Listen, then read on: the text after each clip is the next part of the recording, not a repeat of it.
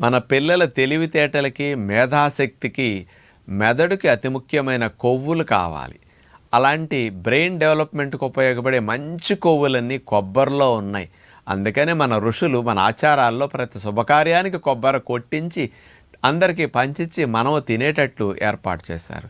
అలాంటి కొబ్బరి వాడకం రోజురోజుకి తగ్గిపోతుంది.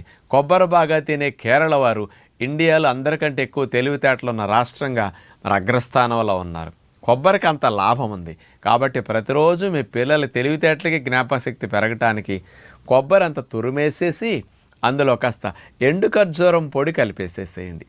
ఫ్రెష్ ఎండు ఖర్జూరం పొడి తీపికి చాలా మంచిది. పంచదార లేకుండా ఖర్జూరం పొడి, కొబ్బరి తురుము అట్లా కలిపి కనుక పిల్లలకు కప్పులో వేసి ఇచ్చేసి తింటే ఎంతో రుచిగా ఉంటుంది. ఇంత యాలకుల పొడి కూడా చల్లని కావాలంటే.